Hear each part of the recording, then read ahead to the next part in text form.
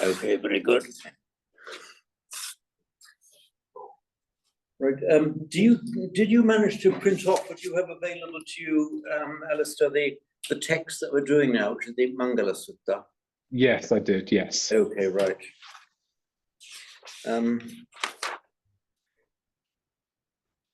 Where have we got to? I keep forgetting where we got to. We'll be on number 4. Oh wait, I remember the Mangala. I'm not that old. Just quick verse in the Mangala Sutta.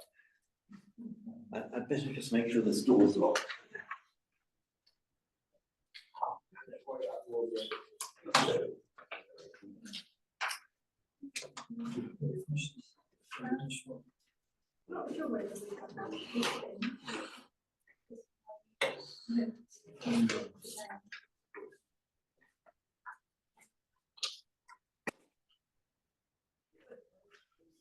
We did. Yeah, we've gone halfway through.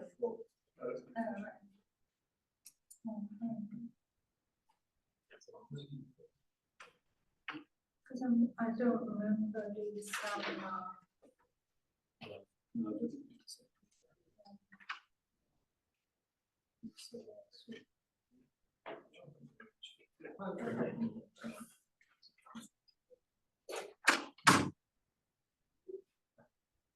I think we've done the first line of verse 4, but not the second line.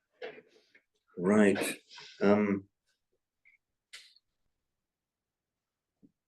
Patirupadesa vaso chakubbe chakata punyata.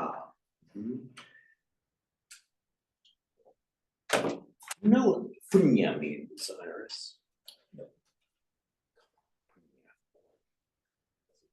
It rings a bell. Okay, you know what punya means. What is it? Merit. Ah, what do you think punya means? Punya, actually, punya is most often translated as merit. I'll just write it in punya.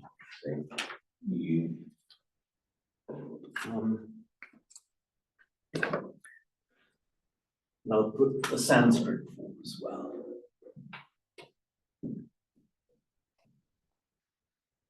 In the Theravada countries, people very often will give dana to the monks to make merit, or to perform, do this or that act to make merit. And indeed, even the word merit itself is from the Latin merere, meaning to earn.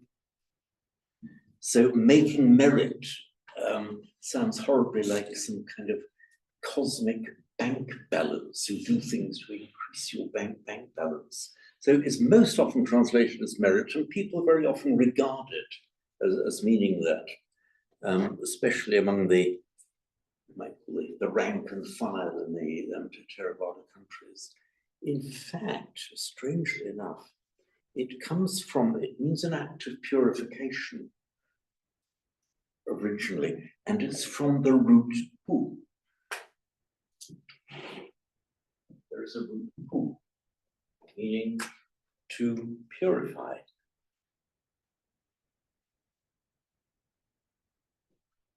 And you will discover more and more, Alistair, that when we look at these words, we think, when you start off, and speaking to you all, but especially to Alistair, who's just joined us, that people regard it as just a string of words you've got to learn, and it means that because the teacher says or the dictionary says so. So many of these words we are using in derivative form, etymologically derived form in modern English. So pu, in Latin, it has that same meaning. It becomes purus in Latin and pure in English. So this pu of punya, from the root pu, purus in Latin, pure in English. So when we talk about punya being an act of purification, our very word pure reflects the first syllable of punya. So looking now at this first verse, Pubbecha kata punyata. If you're kata, it means done. If you're kata punya, somebody who has done punya, and the abstract noun from it, kata punyata, the state of having done punya.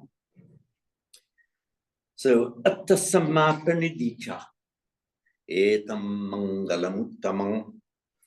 So did you say you did have the text with you, Alistair? Yes, I have it. Number 4, we're following along the top line of the. Okay, great, good. So atta samma pranidhicha. Pranidhi is like directing yourself in a certain way. Pranidha. Dha means to place, nidha to place down, pra in front. So placing yourself down. In other words, setting the way that you're going, setting your direction. It's the direction you created for yourself in your life, in your practice. That is pranidhi. In Sanskrit, pranidhi. Now, atta samma, so atta. You know what atta means, don't you? As opposed to anatta. Exactly. And it's from the Sanskrit Atman, which we've done this. Tell us the German, modern German for to breathe. Atman. Atman, you see, it's the same word. It ultimately means breath, as in the breath of life. And so the Atman becomes, by normal phonetic mutation, becomes atta in Pali, Atman, atta. And so just as you have Atman in German, so we have Atmos in Greek from atmosphere.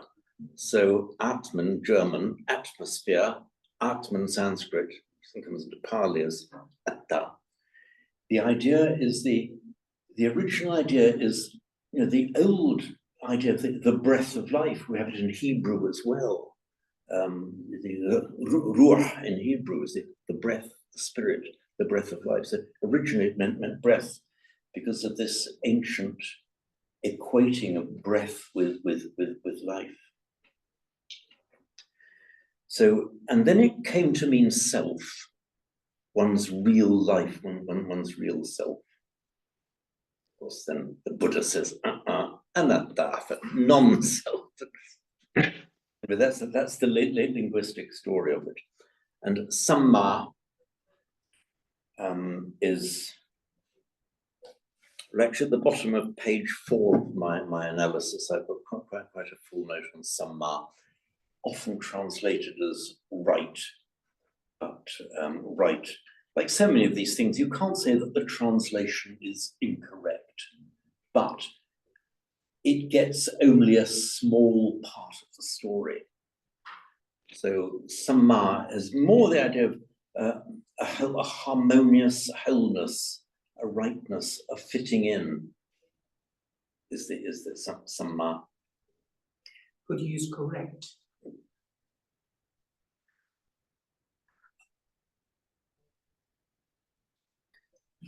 What am I going to do to you?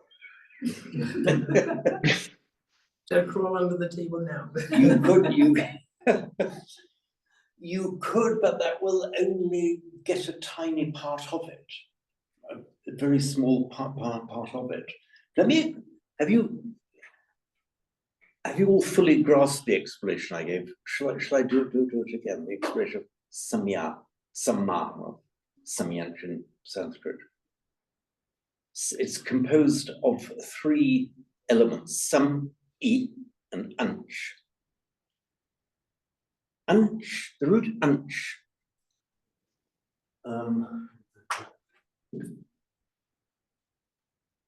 by the way, Alistair, in case you hadn't spotted, when I do this thing, this represents the square root sign, and that means that it's a linguistic root, and the basic unit, principle. So anch.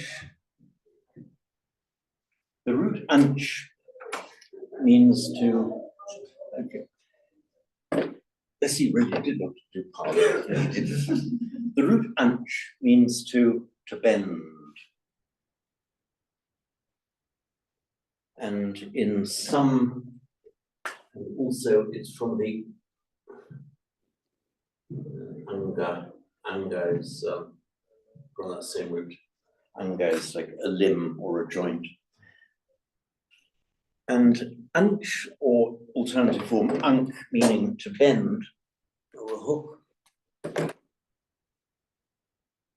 If it looks like the English words angle, ankle, and anchor, that's no coincidence, because the ankle is the most bendy, the bendy joint at the bottom of the leg. An angle, of course, is a bend in a line. And in Greek, angura, which is then came into Latin as an ancora, and Latin and Italian, even modern Italian, ancora, and our anchor is just, it's a hook, you know, a maritime hook, and anchors are formed. So, some cognate with the Latin co or con, with, together, the root e, meaning to go, Latin ire, ex it, he go, the e, exit, he go. So semianch means folding together, coming together, folding together to make the harmonious, a meshing, a merging, a harmonious meshing. So that, all of that, and that then becomes samianch. And then samyak in Sanskrit. And the samyak of Sanskrit becomes samma in Pali by the phonetic mutation, Sanskrit to Pali. So the word samma embraces that entire notion of a harmonious blending and a harmonious movement, you know, in tune with the Dhamma, in tune with life. So now back to your question, Iris. Now you can answer your own question. Can you say correct? Correct is a tiny bit of it, not the whole of it. It's more bringing together. There is a sense of rightness to it, but the harmonious rightness.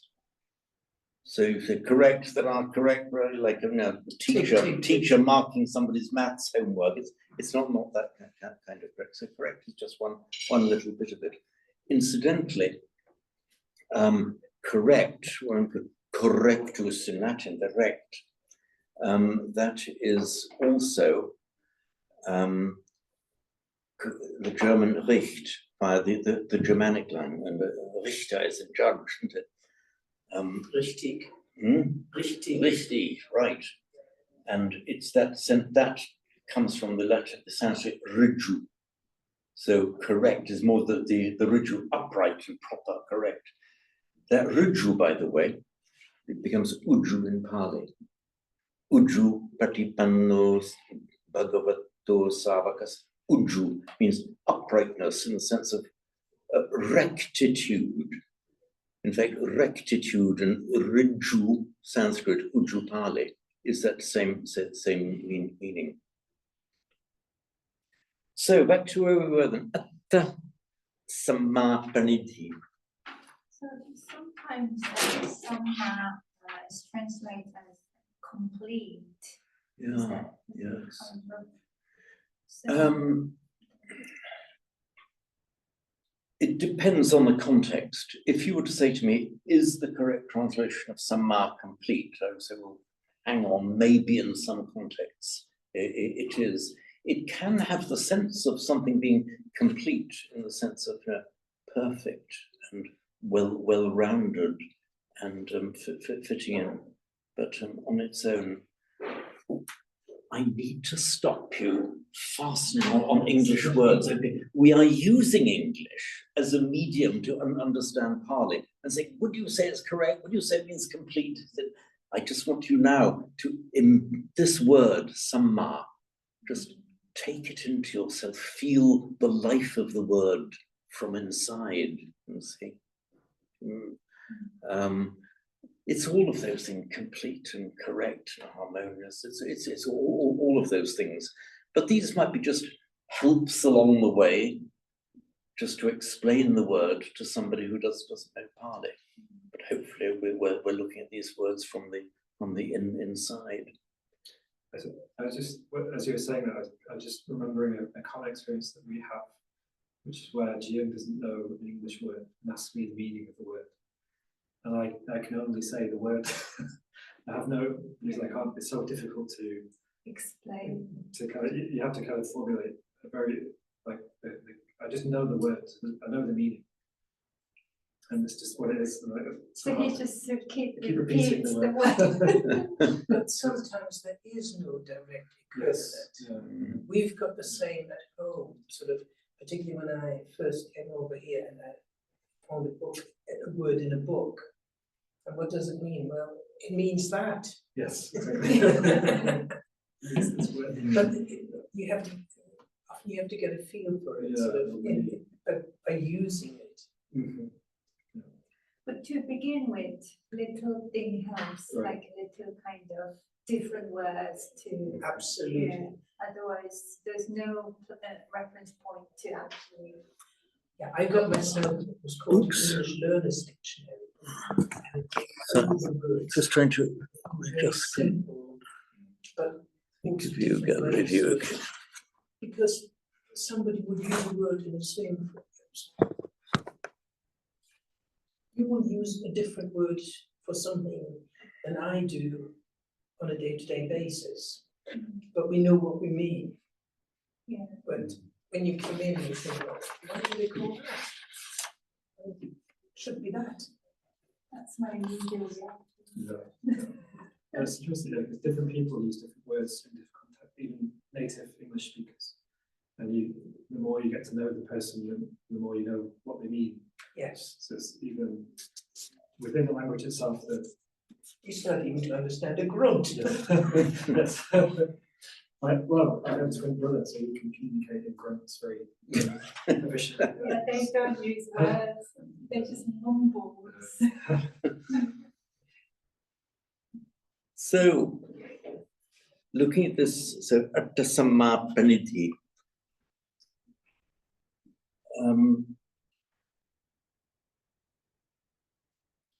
Paniti.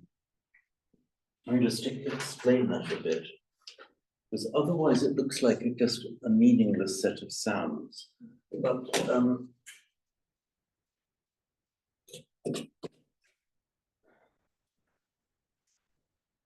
first of all, there's a very, very important root, dha.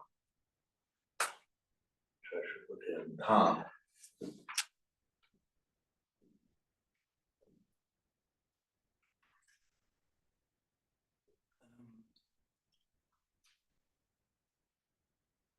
Its meaning is basically, some words really do have just almost one-to-one meanings, but dha essentially means to put.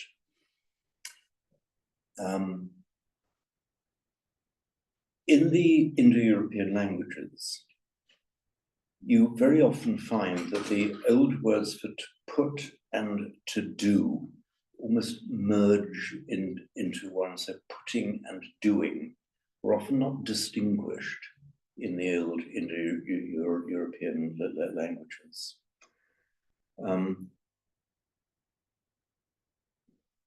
Okay, that's point number one. Point number two, all right, this interesting dha that you see there, samadhi, which is the word dha, I'll explain that in a moment. The root dha very often turns up in Latin as an F. I don't know why it happened, but this particular sound dha turns up in Latin as a F. For example, dharma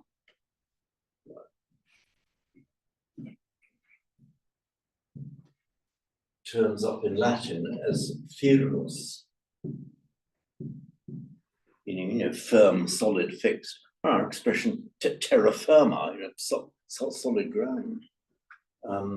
You have the word, for example, adha or adhara, meaning below. Udham, adhan, chatriyancha in the current, so below. And it becomes infra in Latin. So the thara, fra the dharma. But this dha turns up in Latin and then with a C on the end, the fac, meaning to do. Faction, satisfactory, factotal. Is that F-A, the factory? Factory. It's that same word, but in its meaning of doing. It's the same word. Now, where you have a root appearing now at the end of a word to make a noun, it very often keeps the same form, but dha just morphs into a d. Okay, so for example, let me give you this lovely example then of how from simple roots and prefixes you can make these words. So whatever prefix you can put some, which becomes sandhi. So the dha becomes a d when it's the last element in a word. So sandhi.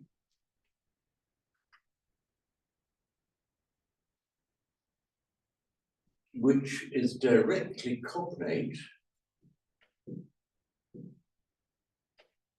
with the Greek synte, which we all know is put as verbal noun ending, that synthesis, sandhi, putting together, is etymologically the same as the Greek synthesis. In Greek, incidentally, is another language where this the root means both putting and doing. So thesis is putting, synthesis, putting together, but theatron, which we have as a theatre, is the place of action, where the action is, the place of doing. So in Greek it retained its dual meaning. Now, from sandhi, putting together, let us introduce another verbal prefix, a. I'm not just saying a until a verbal prefix a. So we now have samadhi.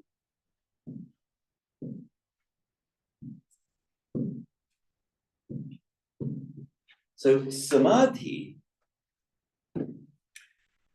we have the prefix some, the Greek student, the Latin con, meaning together, like gather. Here it means gathering in together. A congress, congregation, a convent, and you convene, you come together. So some together, is a verbal prefix given us a directional dynamism towards it. So adha is, this is samadhi, is samadhi, gathering in towards yourself, together towards placing. You can almost act the word, you see. Samadhi is the concentration of the scattered mind, bringing it all into the center. So the very word samadhi itself, again, not just a string of noises, but it bears that meaning within it. So just as you have sandhi, samadhi, you have nidhi, means placing down. Ni, by the way, in English, ni means in or down. And in English, our English in is exactly that same word, but with the sounds transposed. So ni becomes in. So placing down, nidhi. Pra means like forward.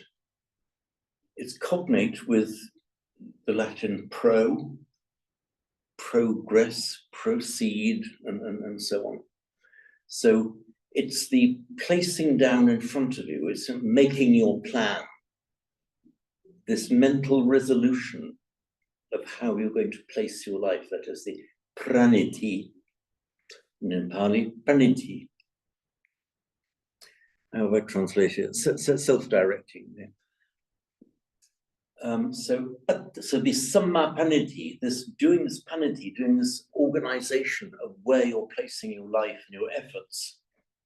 Samma, doing it the samma, in the same meaning that samma has in the Noble Eightfold Path, samadhi, and so on, right through to samadhi. But this samma, this harmonious, dharmically directed placing atta, of oneself.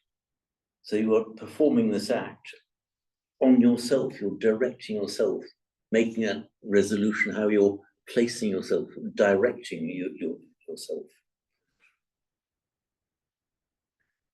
So I'll just recite the whole verse then. So Patirupadesa vasocha pubbecha katapunyata attasamma pranidhicha etam mangalamuttamam.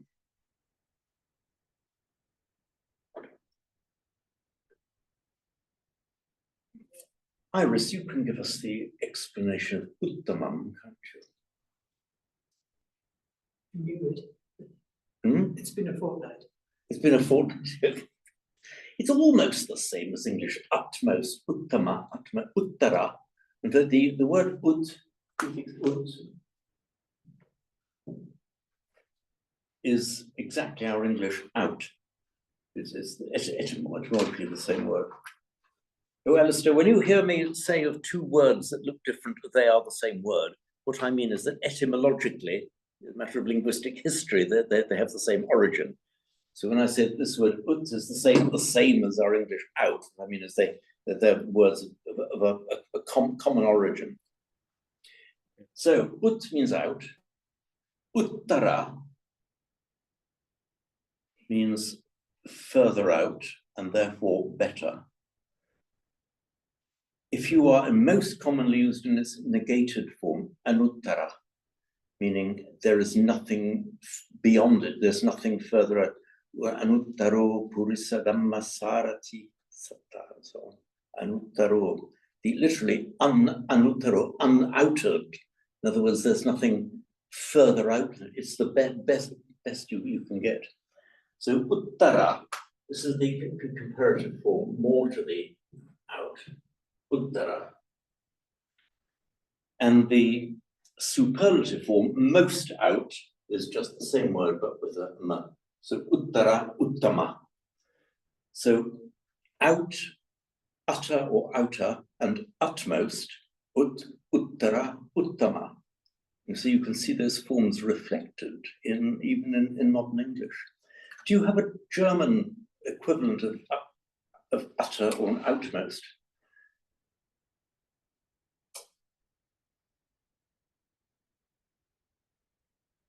You have außer, but that's outside, isn't Yes. it? It's from etymologically this thing, as aus and outer, of course, from the etymologically the same word.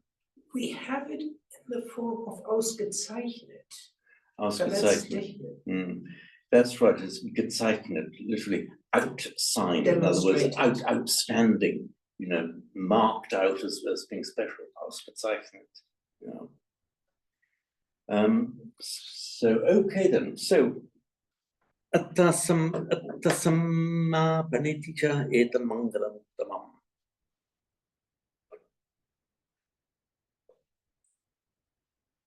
Jiyong, would you like to recite this verse for us in your best Pali pronunciation, doing your best to reproduce the phonetics of 2,500 years ago in the Ganges Valley?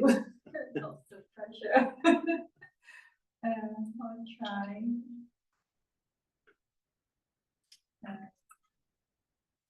Patirupa desa vaso chapube chakata punyata.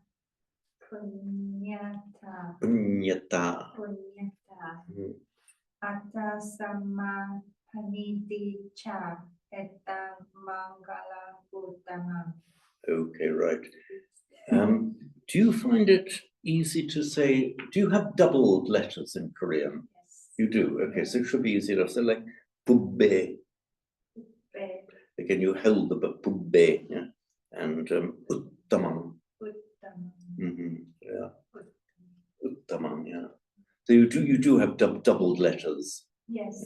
Yeah. I think we have double letters in how do I say? Those double letters you find it difficult to pronounce. That's still one consonant If you have two consonants Yeah. adjacent to one another, does that change the pronunciation of the syllables? Yes, so for example, like, sorry, this one is the bird, but if you put together this, that becomes bird. But isn't that's still just one consonant? Yeah, So- one consonant. This is where you have two syllables. And does it make two consonants? Where is it? It's like the difference between Buddha and Buddha. The word Buddha is just means it just means clever or astute with a single D. But Buddha means awake. Essentially. It began by being a very ordinary word of the language. Actually, Buddha just means awake. You can imagine here that it means Buddha and Buddha, but she deliberately held that sound before releasing it, as in bubbe, not bubbe, but bubbe. And not atta, but atta. Yeah. Okay, you did that perfectly. So it's evidently easy for you to do it. Many English speakers find it difficult just to do it because we don't have these. We have lots of consonants that are written double, but we don't have any that that pronounced double. Whereas the Italians, by contrast, find it very easy because there are so many doubled consonants in Italian. Right. I think you're ready to recite this verse for us, aren't you? Again, in our best Ganges Valley accent from 2,500 years ago.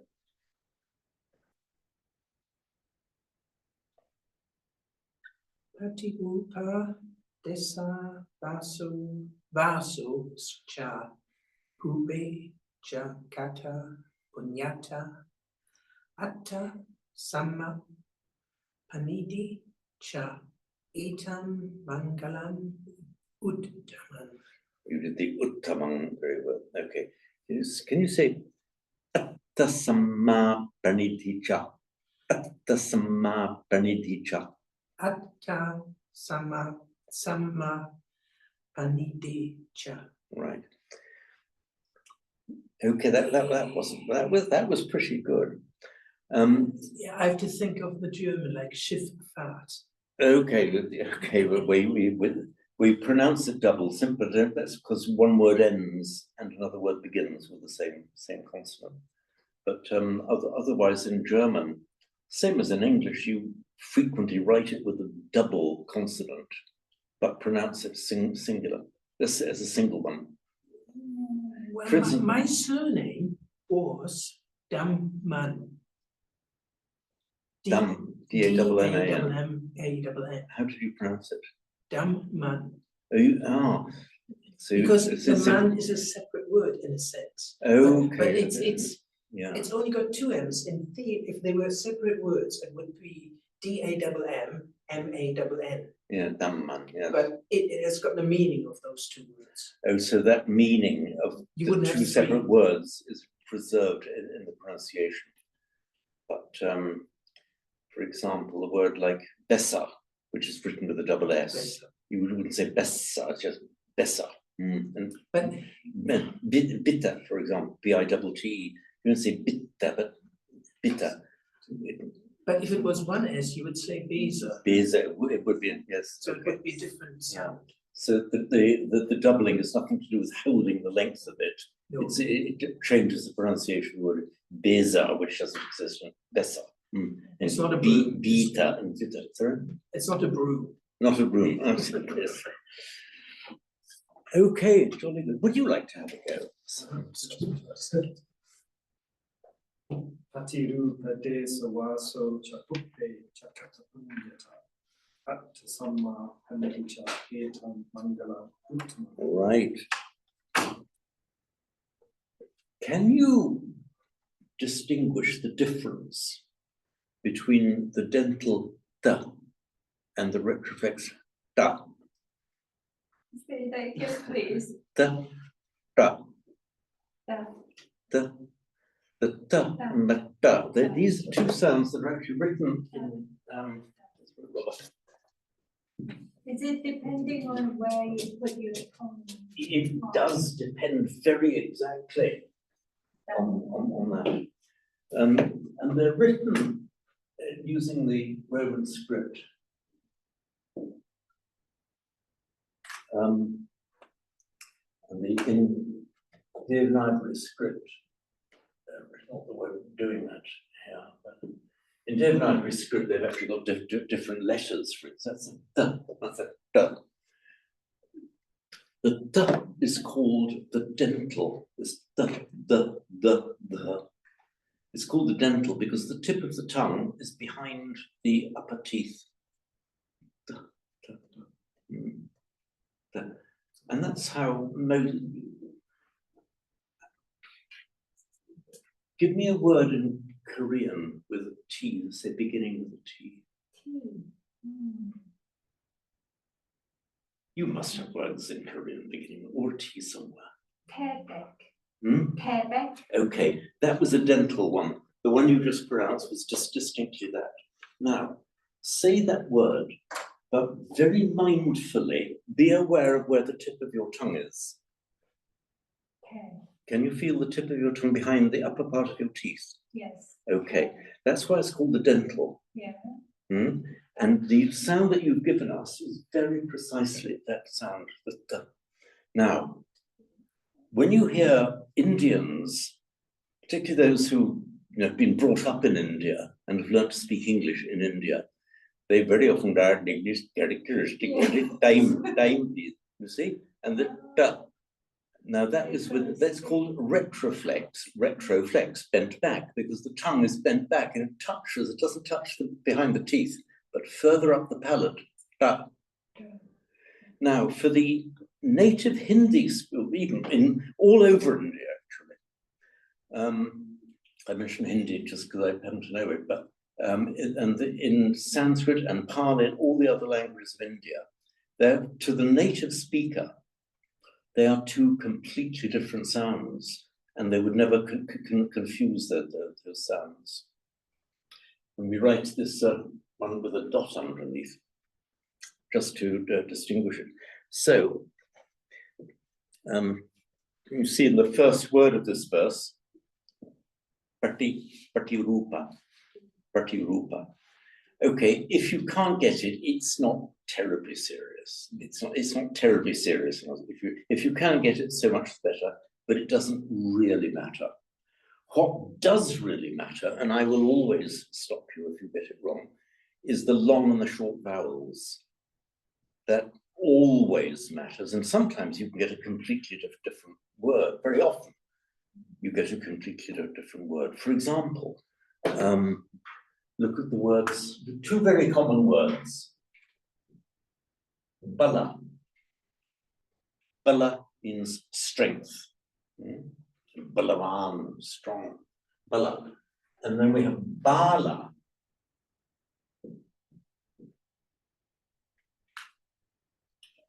Which used to mean, in the older form of it, in Vedic, it meant a child.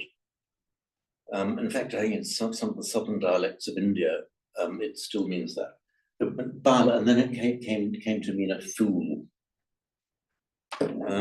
So you can see now how, if you get the length of the vowel wrong, you're saying two completely different words. Bala, Bala. I think we have it in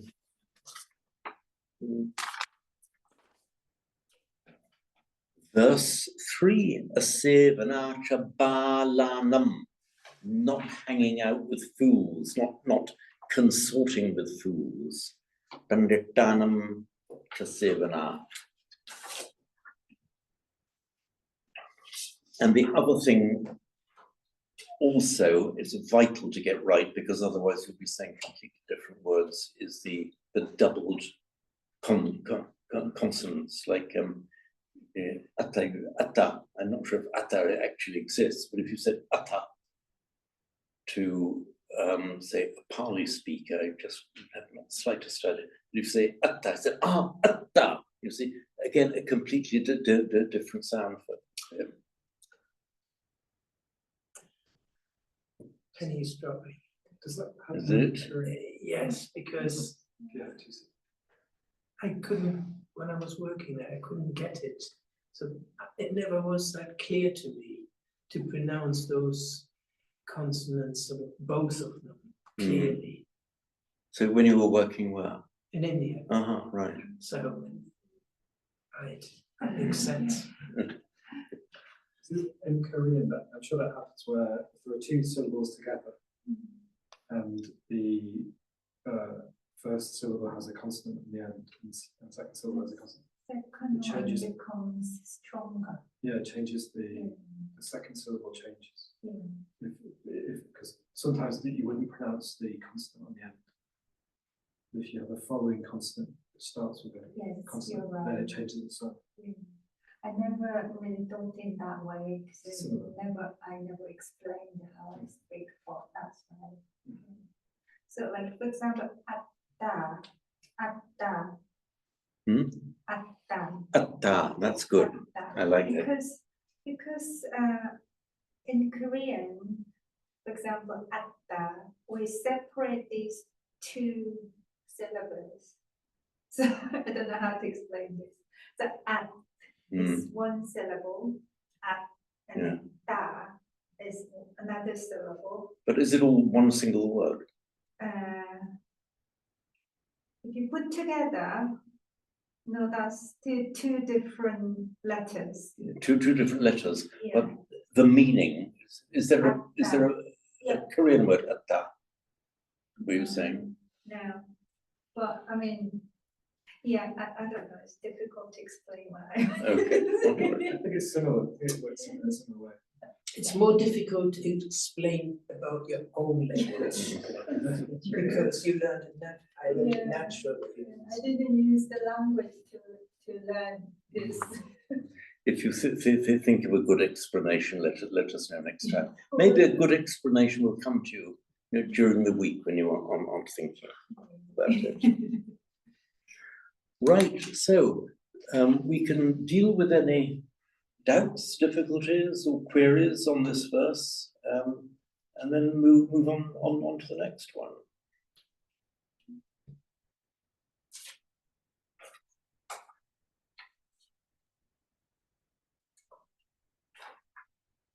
If you think of any queries, we can always raise them later. So I'm still, and again, hung up on this chat. chat. Yes, so the first line,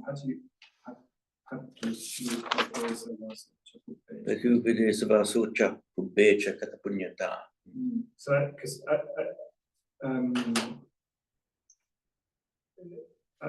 so I kind of can see, so so as you living in a conducive environment, and then pubbe, which is previously katapunyata, made merit. Yeah.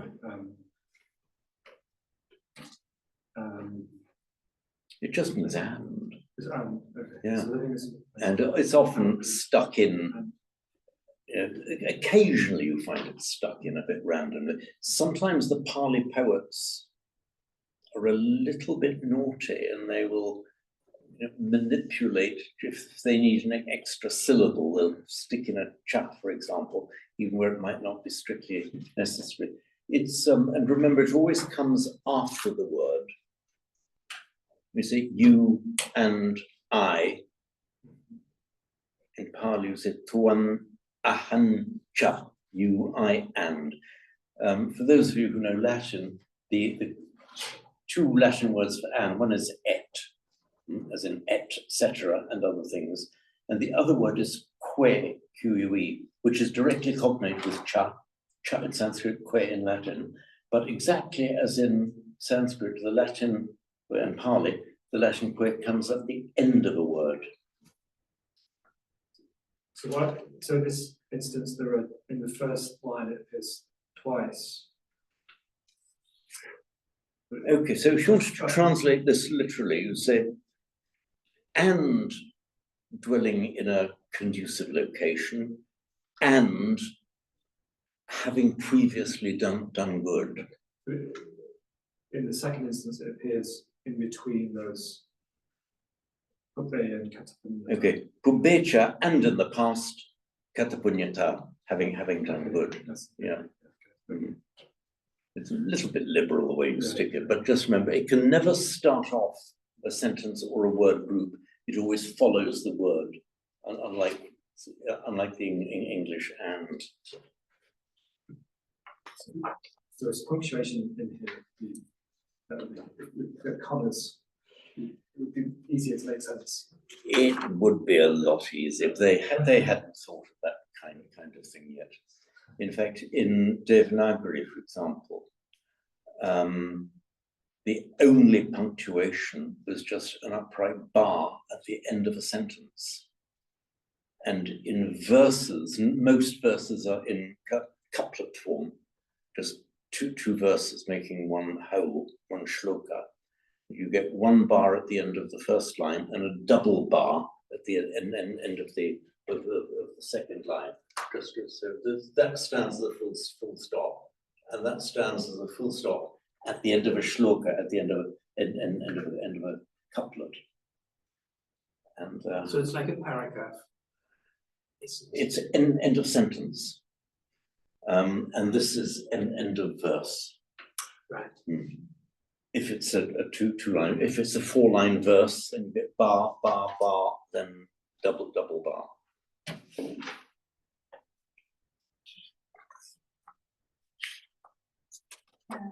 James, are you going to go on to verse 5 now? That what I was contemplating doing, unless anyone wants to stop me. Can I be naughty and ask you a question? It's not naughty. I welcome it's questions. It is nothing- enormous value. Nothing to do with Pali though. It's this word I was discussing at work in its English word, which I find it really difficult to understand. May I ask? Okay then. I'm never going to. Well, I very rarely say no. You can't. Go on. I don't know. It's just stuck in my head, and notwithstanding. Notwithstanding, yes. It was in a legal document, and we're discussing whether this person's being cheeky to put this one in it, or just a mistake, or because the person who made the document wasn't native English person. What does notwithstanding mean? Notwithstanding the above means in spite of the above, or without. Notwithstanding the above means how am I going to explain? So if I explain this document a bit more, so it was like undertaking. So I'll do this, I will not do this, blah blah blah. So this person said that I will not do this, did not do this, not do this, and then notwithstanding the above, then I'll do this. Okay. So it's like I'll not do all this except for this. Okay. It's like despite what I've said before. In spite of, despite, yeah. It means that notwithstanding the above, okay, in an English legal document, I undertake not to do A, B, C, and D, not to do any of these things. Notwithstanding the above means the above will remain in place, but by way of exception, I'm allowed to do so and so. So see, notwithstanding the above, in other words, what goes before does not block what comes Yes, so after. it's like allowing the exception. Allowing the Yes, exceptions. I yes. accept what I've said so far, but I will be allowed to do Yeah, 1, 2, 3. that was cheeky then. But this word, notwithstanding, for me, I can't just relate this word to any other word, and I always kind of forget what that means. So it's, I Okay. don't know, one of those words. My guess is to withstand is to oppose, but notwithstanding. So the above will not oppose, will not block what follows. That's just the off the top of my head. Okay, that word has puzzled me. Next week I'll have a better answer for you. Sorry. No, I enjoy, we call them rabbit holes in this class. I enjoy the rabbit holes. Now, let's look at verse 5 then, and then just look at it for a couple of moments, then we'll have a tea break in a few minutes. So, Bahu Sachancha Sepancha Vinayocha Susikhito. We've got cha appearing 3 times there in that. In Pali and Sanskrit, as in English, you can put, if you say A and B and C and D, you can use and for all of them, or you can put A, comma, B, comma, C, comma, and D. You're allowed to do the same in Sanskrit and Pali. But the difference in Sanskrit and Pali, in English, it's a bit heavy. It sounds heavy, and A and B, and it can sound heavy and. In Pali and Sanskrit, it's fine. It's not stylistically bad. So, Bahu Sachancha Sepancha Vinayocha Susikhito Subhasita Chaya Vacha Etam Mangalam Uttamam. So let's just look at, before we break, just look at Bahu Sachan.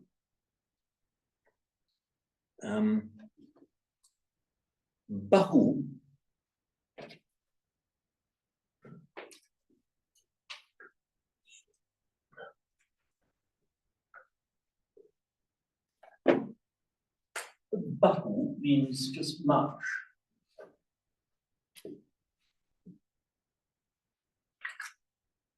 Or many. It means much with a singular noun and many with a plural. And no change to it.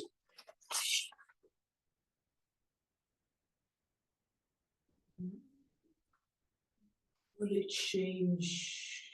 The very first word in verse 2, you see the change. Bahu, that's the plural, the masculine and feminine plural. So bahu is the stem form. Bahu deva manusa cha. So that's the plural of it, bahu. So it's only the length of the vowel that turns it into plural use. It so happens that in Pali, a masculine or a feminine ending in a short u will make its plural in a long u. Equally, a masculine or a feminine ending in a short e will make its plural in a long e. For instance, muni, Sakyamuni, muni meaning a sage, makes its plural in muni. Bhikkhu makes its plural in bhikkhu. When you get to the genitive plural, for example, it is would be bahunam. So bahu in verse 2, bahu deva, many devas.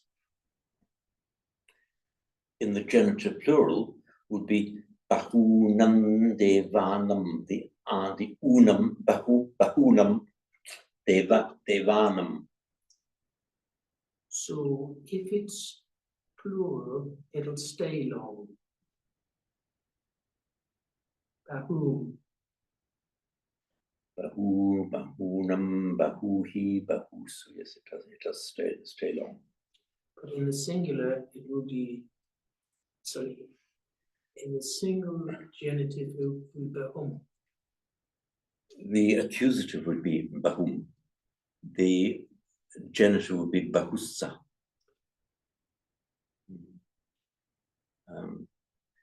This kind of thing makes me, it's strengthening a resolve that I've already formulated. I need to start giving formal grammar classes as well. But I'll do that on Zoom. It will be properly recorded. This is more of a kind of general exposure to the language, but the grammar classes, you'll be, properly drilled in all of these minute little details, the der, die, das, den, die, das, dem, der, dem, and Der, so- dessen, dem, den. Exactly. We'll get all that. So looking back to verse, oops, where are we? Verse 5. Bahu Satchan. Okay. It's actually a jolly complicated word, this. But we will, since you analyze it bit by bit, it becomes simple. You might say, is this a difficult word? To Bahu Satchan. It's not a difficult word. There are just several units of information are needed to explain it. Let me just, Bahu, by the way, let me explain it bit by bit. And if you can really understand Bahu Satchan, you will have grasped something very good indeed. Bahu, just means many. And we have in some of our chants, some of these practices, some bhavita, bahuli, kata, developed and much done. Bahu also, you can have a bahula with the same meaning, bahula. But when you have a kata, meaning done at the end of it, it's always bahula. Bahuli kata, literally much made, much done. In other words, frequently practiced. In other words, seriously practiced. Bahuli kata, that's the meaning of it. Just, bhavita means developed or cultivated. Now, bahu means much. Now we have the root shru,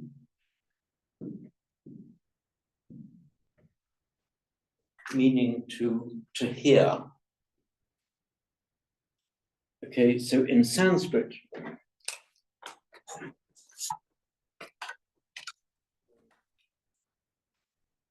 all of the roots I'm giving are the Vedic roots. A bit of background information, Alistair. When I write two words adjacent on the board, one in red and one in green, it's to distinguish in Sanskrit and Pali. The Sanskrit is red and the Pali is green. I'm about to do it right now. So shru, we have the root shru, to hear.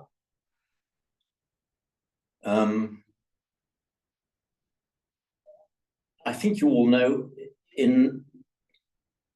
etymologically, the sound that is a sh in Sanskrit very often turns up as a k in Greek and Latin, very frequently. And sometimes it loses a consonant along the way, sometimes it adds a vowel. So the shru and the Greek aku, as in acoustics, the hearing, are etymologically the same word. So shru. Now, we'll make the past participle, it's a regular past participle with the addition of da, which is the most common way of forming the past participle. Same as adding an ed in English. So the Sanskrit for heard is shruta, which is just a regularly formed past participle, add da directly onto the root. By standard phonetic mutation, we know that Pali does not have a sh. Things that in Sanskrit have a sh, in Pali become a s. And also, Pali, if you get a consonant cluster, that's two dissimilar consonants together, in Pali, the r will just drop. So that's why in Pali, heard is sutta. Evam me suttam. Thus by me heard, which we translated, thus have I heard. Evam me suttam. Suttam, because that's the neuter singular.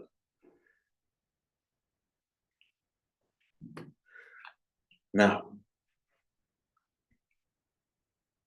so far, so, oh, by the way, this is another example of the extreme importance of getting the double consonants right. Sutta means heard, exactly so. Exactly so, Sam. Sutta and sutta. Sutta heard, sutta, sutra. And you know what sutra means? Is it thread? Thread? Yeah. Yeah. And when a surgeon is sewing you up after the operation, he puts a suture in. It's the same word. In English. It means sewing. Sutra and the surgical suture, the same word. What's the German for to sew? Nähen. Nähen. Oh, no, it's a different word. Because our English word to sew, as in sewing with a thread, comes from that same root. Nähen. Nähen, yeah, okay, you don't have the same word. What's the German for to weave? Weben. Weben, okay, that's the weave, weben, and it's Web. the web, and in Sanskrit the root is ve, to weave, and an uti or an oti is a weave. When the mind is, you know, the oneness of mind, ekodi bhavo, ekodi, one weave. The mind is of one weave. The mind is unified in that sense. So, bahu shruta. Look at those words separately. Bahu, much, and we'll look in Sanskrit first before we go into Pali. Bahu shruta literally means much heard. If you put them in a compound as one compound adjective, bahu shruta, it means much heard means one who has heard much, which is their word for learned. Remember, back in the very ancient days, you did your learning not by reading, but by hearing your teacher speak. It was all oral. So so we have an exactly similar kind of expression in English. You are well read. You've done a lot of reading. In Sanskrit and Pali, you can say you are much heard. So well read, much heard. It conveys the same idea. It means learned. Now, so let's write here. Bahu shruta. It's a compound word. Bahu shruta, learned.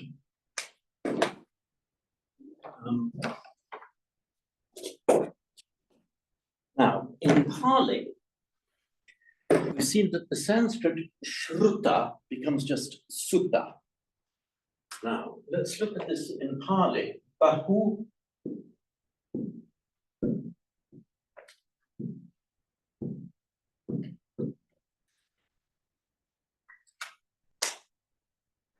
on its own, sutta is heard, is written with a single S. Why has the S doubled? There is a very, very good reason for it. And Yoniso Manasikarota, mark well, because we'll be seeing this again and again. A Pali word cannot begin with a double consonant. In fact, very few languages do begin a word with a double consonant. So that's why shruta becomes sutta. However, where you get a consonant cluster in Sanskrit preceded by a vowel, the Pali is going to double whatever consonant it is left with. Let me give you an example. So in Sanskrit, just give you examples of what happens. For example, Sanskrit, the word for a horse is ashwa. Of course, you recognize that immediately, don't you? Ass. No, oddly enough, the word ass, it sounds so obvious, but it's not. Ass, oddly enough, is from an Anatolian origin. Everyone was so excited. Ashwa, ass is the same word. This is when we'll get tripped up. But what happens here? I mentioned earlier that when you see a sh in Sanskrit, it very often turns up as a k in Latin and Greek. Equus, ashwa, equestrian, equine. Yeah, so that's from ashwa. Now, what happens in Pali, first of all, you don't have a sh, so it's ordinary so, but you've got a consonant cluster there, so what happens? Just doubles the S, ashwa, assa. So, a cluster of two dissimilar consonants in Sanskrit will mostly finish up as a double, you lose one of the consonants and double the other. A very, very common word in both languages is arta. So in Pali, atta, kraniyam atta kusalena, that's the atta, means your goal or your objective. And does it always go to the first consonant? See, every time you show the second consonant is turned into the first. No, it goes to the stronger consonant, and the liquids are regarded as, so r is regarded as the weaker one, and a v is regarded as the weaker one. So you get a sh and a v in Sanskrit, the v will drop and the s will double in the Pali. The r is the weaker one, so artha, atta. So here is the first one is doubled. Here is the second one is doubled. When you get ones that are both regarded as weak, a r and a v, it becomes a double b. So in Sanskrit, all is sarva, and in Pali, the Pali for all, sabba, sarva, sabba. But these phonetic mutations are so regular, you almost see them as some second nature. I hope you'll be singing the second nature. Sabba, sabbe, satta, sukita, hontu, sabbe, buddha. Now, so this explains to us why, okay, sorry, we'll go back to where we were. If you look at a word that has a consonant cluster in it, the Pali will take one of those consonants and will double it. Shuddha, sorry, at the beginning of a word, shuddha, you can't double it, but what happens if you put it in compound? The doubling comes back. Because as if there's this linguistic memory, bahushruta, bahusutta. And we have, let me give you a wonderful example, a word you all know, pamada and appamada. Can I just go back a Please. small step? And atta and atta, Yeah. you've actually got three consonants. Ah. Or is H not as seen as a consonant? H on its own is seen as a consonant. However, where you have H immediately following it another consonant, it will be regarded as a single unit for the Sanskrit and Pali speakers. So ka, ka, they're two different sounds.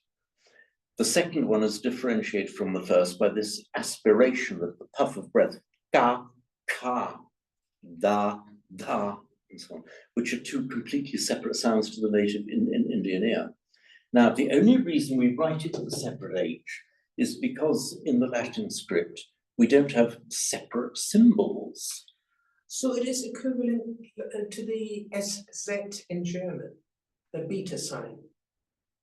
Not quite, because that's a bit like a double S, isn't it? Yes, in some, yes. But with a preceding that does not shorten. So if it's Straße, not Strasse, is that right? Yeah. So no, that's different. That's a pure spelling convention and unique to German, having a separate form of S. Now, for example, let me give you this da. Okay, here's a perfect example. The root da means to give. Dana just means giving, and the root we've just been looking at, da, to put. Now, if I write these in the Devanagari script, this R here is the long R, so that is da. Now, we don't have a separate letter in the Roman script to represent this aspirated sound. But in the Devanagari script, you do. That's the letter. That's the da. So it's written as a completely different letter of the alphabet. And to their ears, it's not two sounds, a d and a h, it's a single sound. So when you see a consonant followed by H, treat it as the part of the same sound unit. Just deceptively, it looks to be two separate consonants, but that's just because of the exigencies of the script. Greek did have it.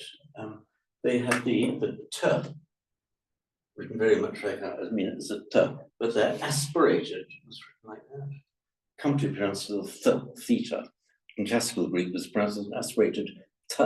So the classical Greeks differentiated in ta, ta. In modern Greek, it becomes tha. And the same with the pa and fa, pa, pa. And that's why, to this day, we still represent these two sounds as a th and a ph when we're looking at it in English.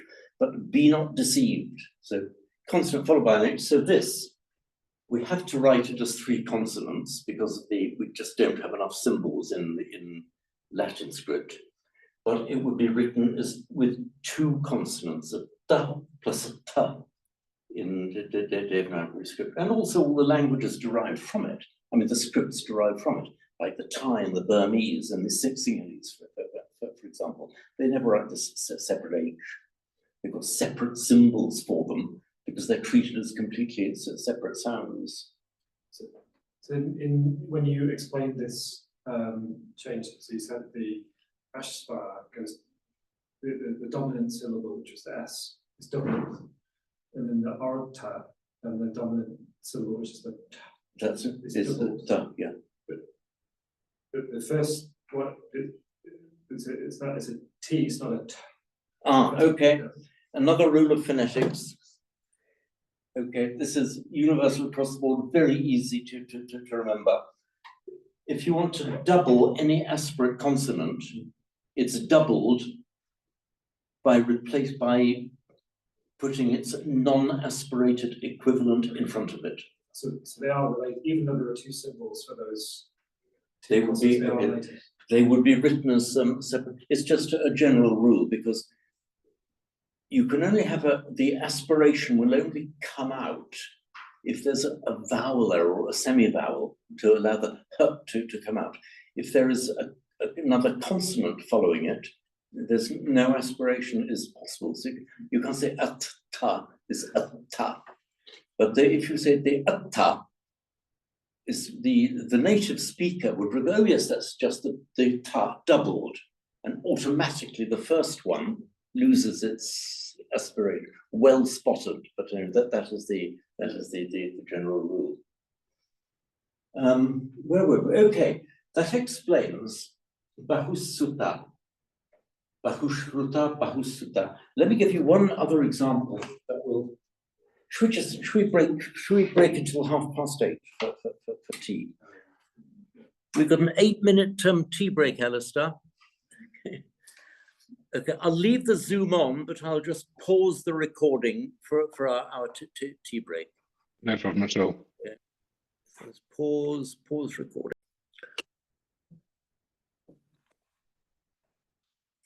What is nice about Pali, when there is an E at the end, you pronounce it. You pronounce it as a full A.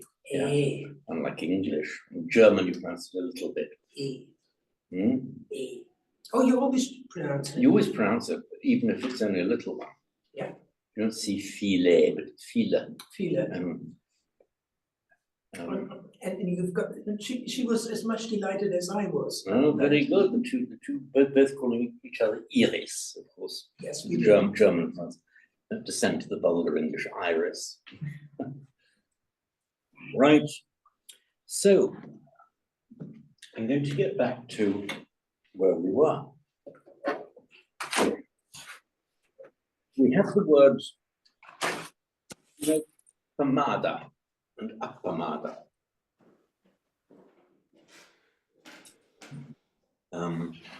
Well, as I said, it has my vote for the most important word that the Buddha ever said in his life. Appamadena. That's the instrumental form. Appamadena. That's how he took his last word of instruction. Appamadena. Now, I'm going to give you, this is a perfect example of how this doubling occurs in a very regular, predictable way between Sanskrit and Pali. So we have pamada, which is pramada in Sanskrit. Basically, pramada is heedlessness or getting carried away. It's the opposite of everything to do with mindfulness, getting carried away with desires or aversion or hatred, or your mind buzzing round and round. And in Pali, as you would expect, when you at the beginning, you've got the consonant cluster, one of them's gotta go, so the r goes, and that accounts for Pali. Pamada.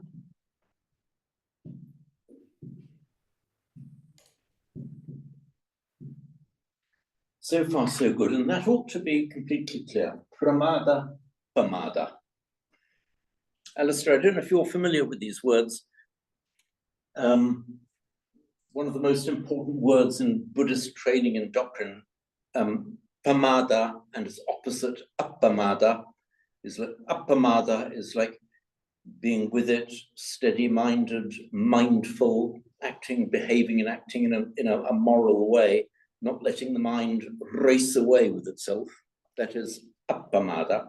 And the opposite is pamada, which is the pramada in Sanskrit, just your mind literally madding forth. This mada, it's the same root as our English word mad, just means, originally it meant joyfulness, but then it came to mean exuberant pramada, exuberant joyfulness, and then just forgetting, forgetting wisdom, forgetting good behavior, just chasing what you want, or equally, violently repressing or hating what this is pramada. Now, let us negate these words.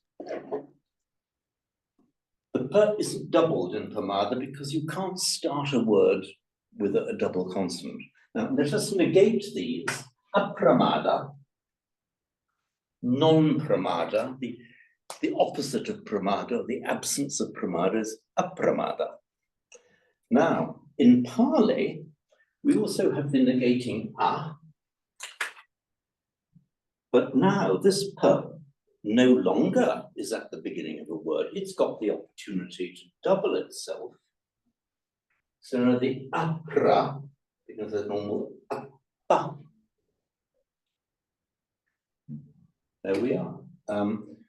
So that explains also, and is all that clear? Pramada, pamada, apramada, appamada with a double P. This now explains how in Pali, just heard is sutta on its own, but with the joined and compound to the preceding word, bahusutta, the sun. It's as if it always wanted to be double, wanted to recognize that it had another consonant with it. It's now got the opportunity because of the preceding vowel, bahusutta.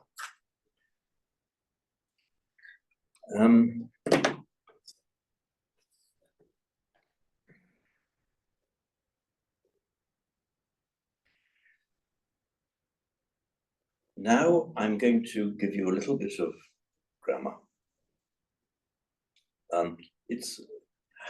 There are various ways of forming an abstract noun, from an adjective to an abstract noun. Do you know what I mean by an abstract noun? Okay. You know the words good and goodness. Okay, good is an adjective. Goodness is an abstract noun. It's the noun for the adjective good. Broad-mindedness. It's not always formed in that way. It's formed in lots of different ways in English and several different ways in Sanskrit and Pali. Now,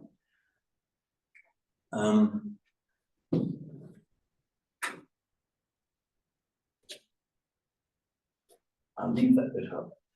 One way, by the way, did I see a macron over the A in Bahu in your notes? I think I did. Yeah. A macron.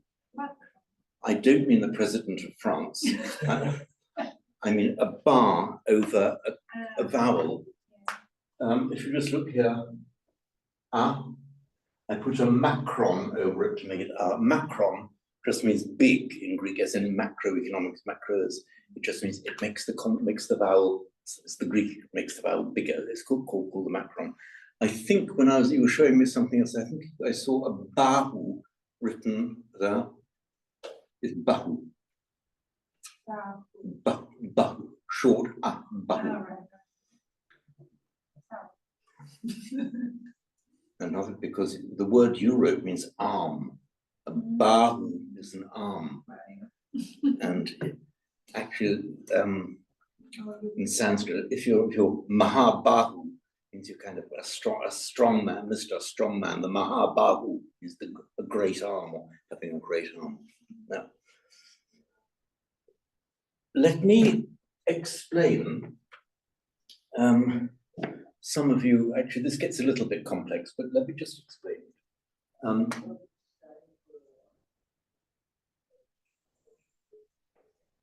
You know the word Mahatma? Mahatma Gandhi. It's Maha-Atma, great soul. By Sandy, they coalesce to Mahatma, as in Mahatma Gandhi. It means great spirited, great soul.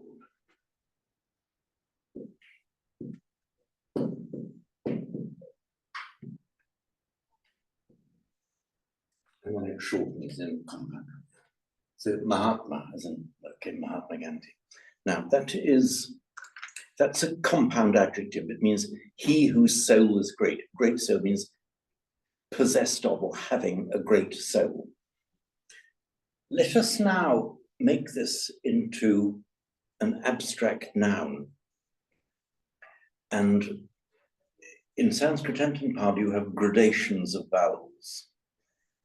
You can strengthen the first vowel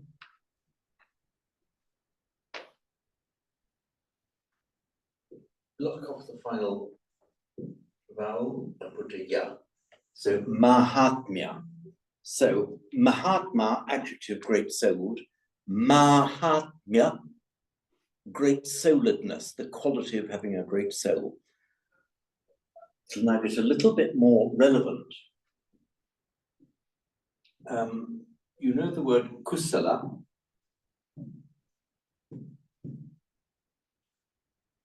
A well-known word, kusala, which broadly means, for the benefit of those who don't know, Alistair maybe doesn't.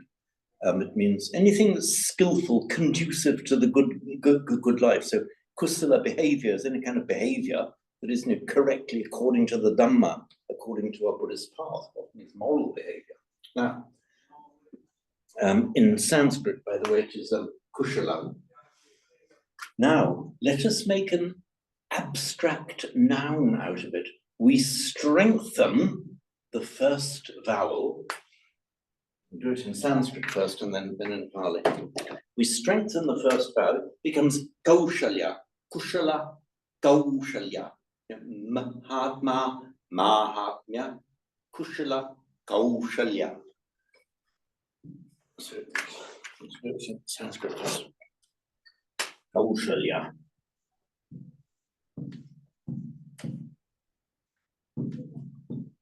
Which means skillfulness. Now, what happens in Pali? It becomes kosala by predictable and standard phonetic mutation. First of all, Pali does not have an O sound, it becomes O. So we get ko. Pali does not have a sh, it becomes O and a s, of course, got the A. Lya, we've got a consonant cluster there, a L and a Y, it'll become a double L. So kosala. So you will see kosala.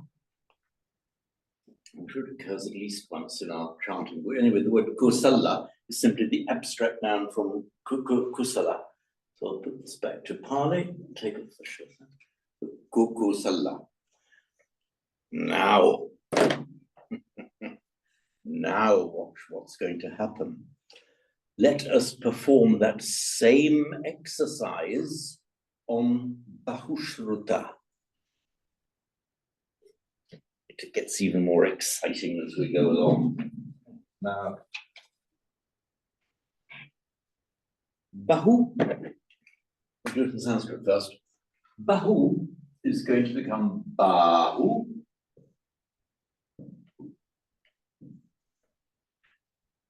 And this, of course, is not the separate word Bahu, which means an arm. This is the strengthened form of Bahu. In some of these compounds, you do double strengthenings. Bahu Shrau, just as Kushala became Gaushalya, so Shruta became Shrautya. So Bahu Shruta, learned, one who has much heard. The abstract noun, learnedness, the fact of having heard much, is Bahu Shrautya. And in Pali, it becomes, as we've seen, Bahu Satcha.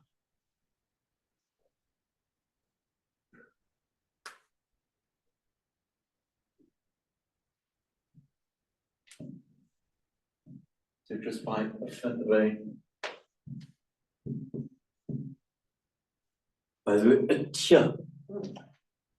will always become a double ch in Sanskrit. For example, in Pali rather, in Sanskrit, the truth is satya. Satya. And in Pali, as we know, it is satcha, as in Arya Satchani. Satcha.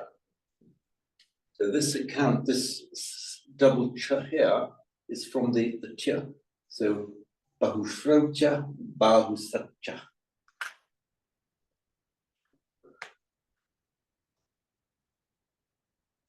So it is learnedness, the state of having heard much.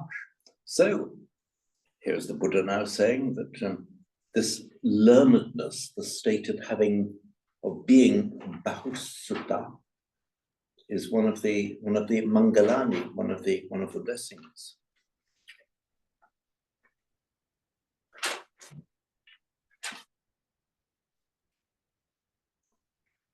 So do you get the overall idea of this way of forming abstract nouns by the vriddhi, by the strengthening of the first syllable and making the last syllable into a ya, well, instead of an a.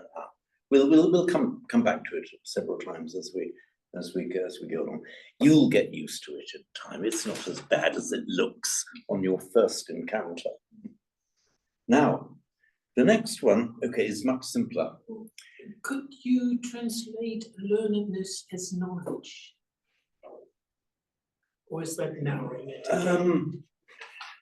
I think you've got to differentiate a bit here, because knowledge is directly cognate with the Sanskrit jnana and the Pali jnana. And so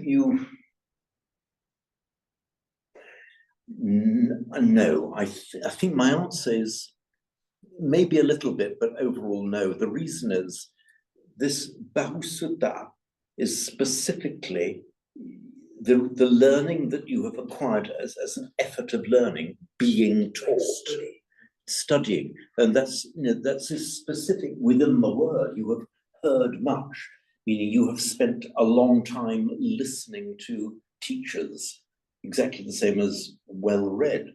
And you can have a lot of knowledge. So look at English, you can have a lot of knowledge, but not be highly educated or well-read. So it is learned. I'm glad you asked that question. This is very much learned in the sense of having acquired knowledge through the teaching process. And the very shape of the word, Bahusutta, of itself suggests that you have been listening to teachers. Made an effort. You've actually made an effort. Got yourself an education. The next word, funny little bit of etymology, is sippa. In Sanskrit, okay, have you made all the notes you need from this before I drop it down?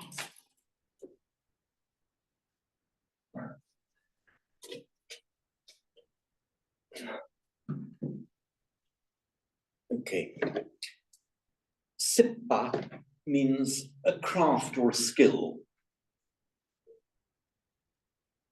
As in, you learn to trade, as we say in English. And very interestingly, the Sanskrit word is Shilpa. A skill or craft.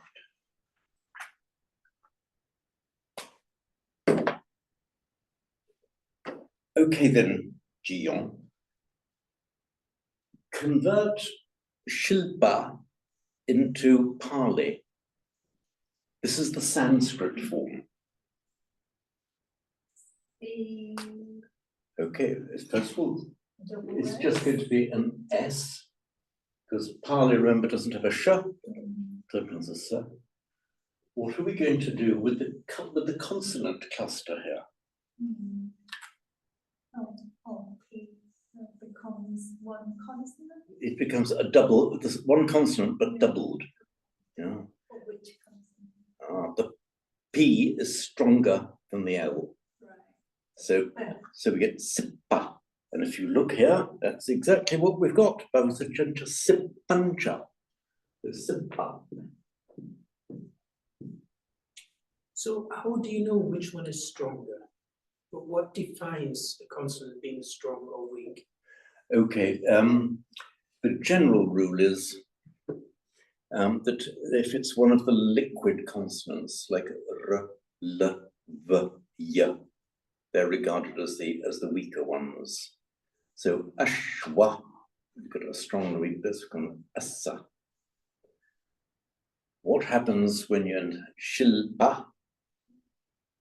The B is a strong, generally the stops, the B, K, T, are the stronger ones. And of course, B stronger than the L, so Sippa.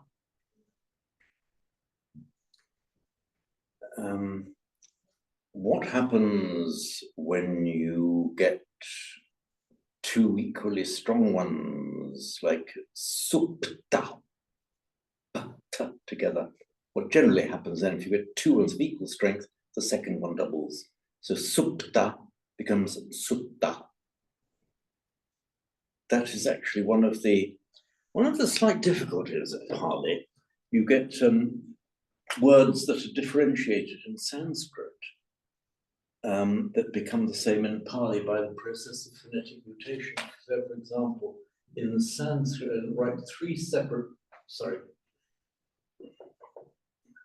different words. Sutra, which we've just discussed. We have Supta, which means asleep. And we have Sukta,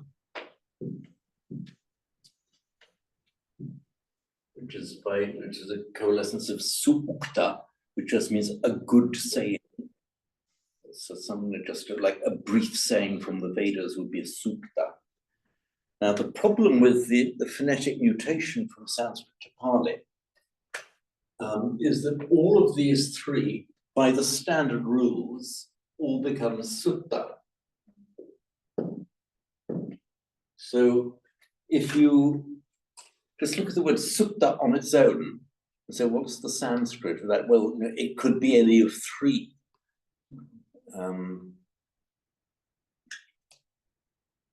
It'll be evident from the context which it is, but that is the fact of the matter. These ambiguities can occur. So does the word sutta mean all of those three Sanskrit words? It does. But you just have to know by context which is being for instance, if you he was sutta, so I didn't want to wake him up. So obviously means he was asleep. But if you are studying the suttas, I suppose it could mean you're studying people who are asleep, but more likely means you're studying the scriptures. If you talk about a sutta, this last one, sukta, is specifically a Hindu word referring to particular types of the Vedic scriptures. But you occasionally find it in Pali when they're discussing. You occasionally find it. But normally it would be one of either sutra or sutra. In practice, you know which one it is. And these homonyms that used to be pronounced differently a long time ago, in practice, they don't cause any problem. I can say the sound C, or it could be various things. Like it could be ABC, I can see you, and the North Sea. So from context, it's evident which it is. But if they on its own, if I say, well, what do I mean by sea? Well, you don't know until it's in context which sea it is. Exactly the same happens in Pali. It happens Most other languages, I think. In most other languages. Most other languages, it happens, for example, more in Pali than in Sanskrit, because Sanskrit differentiates the more you put sutra, supta, sukta, which retain those forms in Sanskrit, and they are unambiguously those words.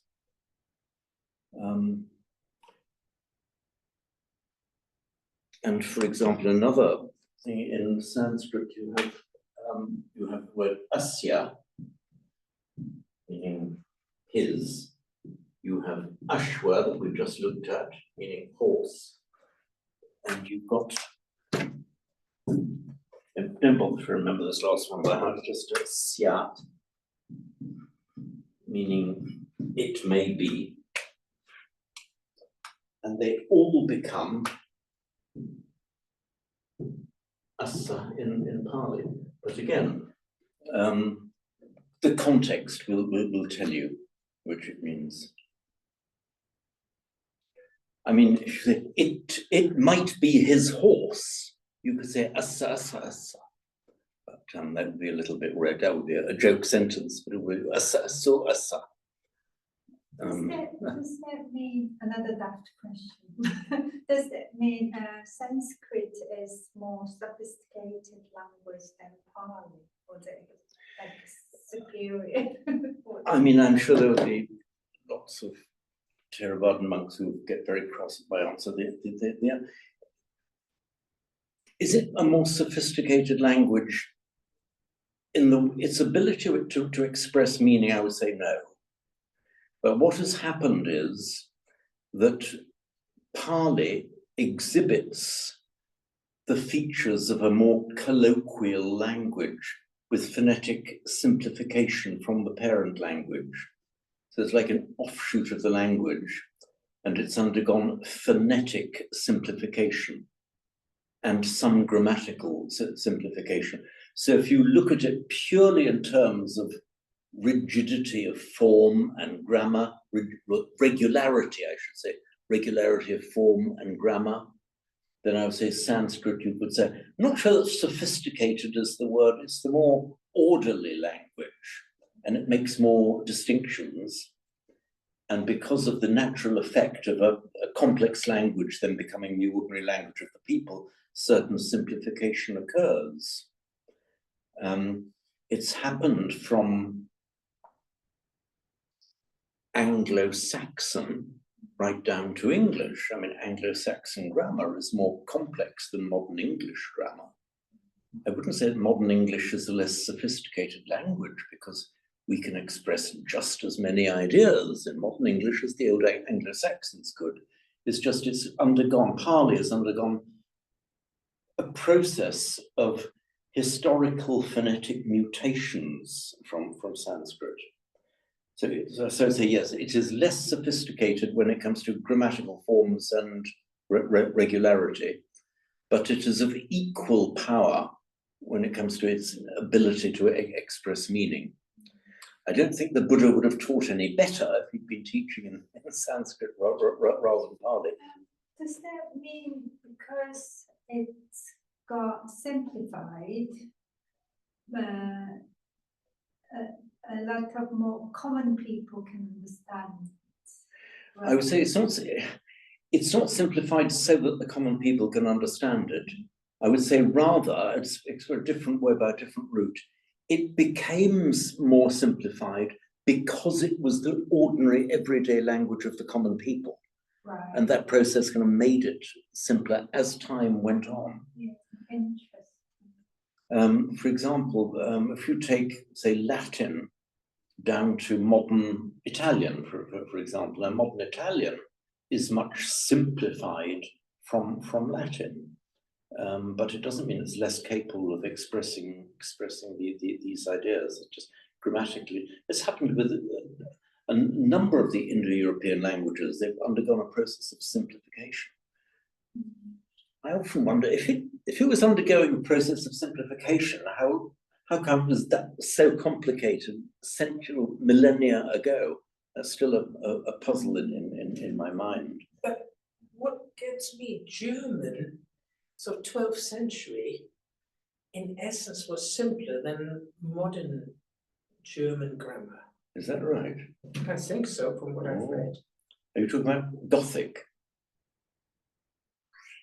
Wouter von der Vogelweide?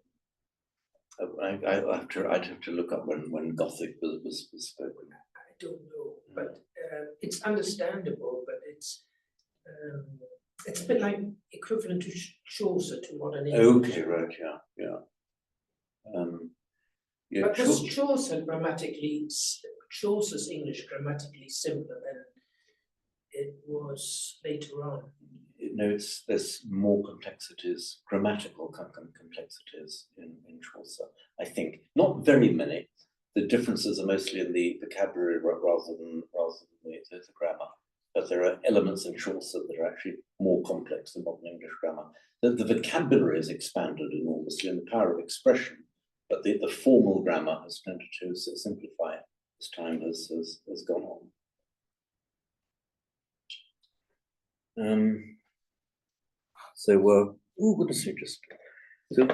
Just briefly look at Vinaya Susikkito. So Vinaya, the Vinaya, of course, is the rules of conduct for the monastic rules of conduct is the Vinaya. Oh, Seppa, yes, one little bit of fun etymology.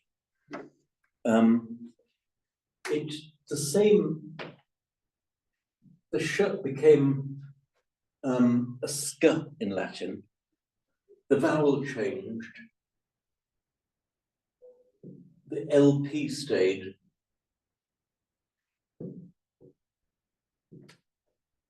Sculptare, sculpture. So shilpa, sippa, sculptare, and in modern English, sculpture. Why does a craft or a trade? Because in ancient times, it meant any kind of craft or trade. As it moved into Latin, it became specifically a craft where you were able to either sculpt wood carving or metal or stone sculpture. So the word specialized its meaning in Latin, specifically to working in a material like stone or wood or so on. So there we are. Shilpa, Sippa, and sculpture are of the same origin. Which implies manual skills. It does. Oh yes, yeah. So the Bausakchan is very much you've heard things, you've taken it in as, so to speak, head learning because you've been taught by somebody talking to you. Whereas the Sippa is what we'd more call a craft or a trade, more of a manual skill. So it's a contrasting pair here. To have a lot of educational style learning, and that's the Bausakchan and the Sippan, and a manual craft. And Vinaya Susikkito, let's just look at the Vinaya before we wind up. It's from the root ni.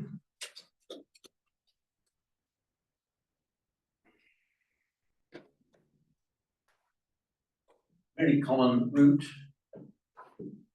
Ni meaning to lead.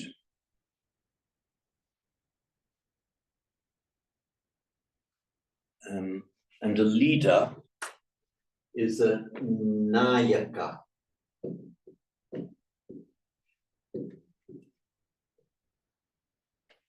Nayaka. And decades and decades ago, the Prime Minister of Sri Lanka was Bandaranayake. The monkey leader, Bandara, monkey, Nayaka, leader, from the story, from the Hindu scripture, the Ramayana, where the monkeys crossed over from India to Sri Lanka to rescue Sita.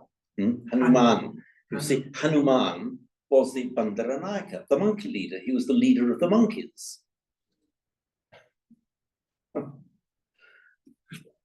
So, ni, now, the prefix vi is what I call the separative prefix. It's cognate with d or dis. I think I've explained this, haven't I? It started off life as in pre-Vedic days as dvi, meaning two. I mean, the number two is splitting something. What was one becomes two. So anything to do with separation, going away, parting, and it became de or dis or d in Latin, which in English we have dis and d, debug, disembowel was the idea of opening, away, negating, separating. So vinaya, naya by the way is just the verbal noun from ni. Vinaya means leading away or pushing away. So the vinaya has been doubly interpreted is that which leads you away from wrong conduct, or that which keeps wrong conduct away from you. And it can make another verbal form, vinaya, mean pushing away, keeping away. Kame su vinaya at the end of the Karanya Metta Sutta. Kame su vinaya gedham, pushing away, pushing aside, literally leading away greed, desire, the gedham, kamesu, in respect of sense desires. So, vinaya. So here, used in this sense, it's just, it can often be translated as discipline. So, a way of conduct that keeps vice away from you and you away from vice. It has that double sense.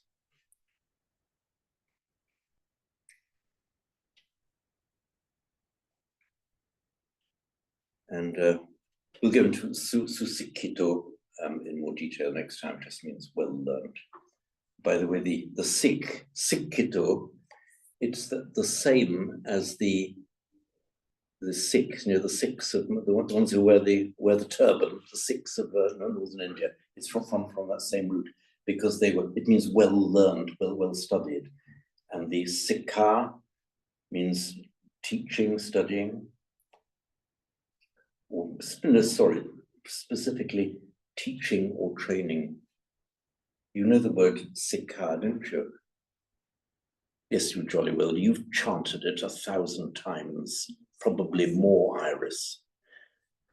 Panatipata Veramani Sikha Padam Samadhyami.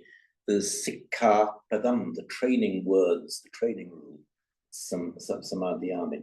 But we'll deal with this entertaining word in more detail next time. So we better wind up that. Okay, very good. I hope this hasn't put you off too much, Alistair. It's in at the deep end. I'm sorry, say again? It was in at the deep end. It certainly was in at the deep end. Anyway, it's in the nature of things. It won't be too long before I start my kind of regular step-by-step start at lesson 1 grammar classes. But this, I hope, will expose you to the beauties of the language and how these words really come to life and have depth once you look into the words and what they really mean. Yeah, absolutely. Okay, jolly good then. So I'll just wind up the Zoom now and see you again, hopefully, Alistair. Thanks. Thank you very much. Thank you. Thanks for joining us. Bye then. Bye. Let's see. 3 simple steps. Record, stop recording, and end. You will receive an email confirmation when the cloud recording is ready.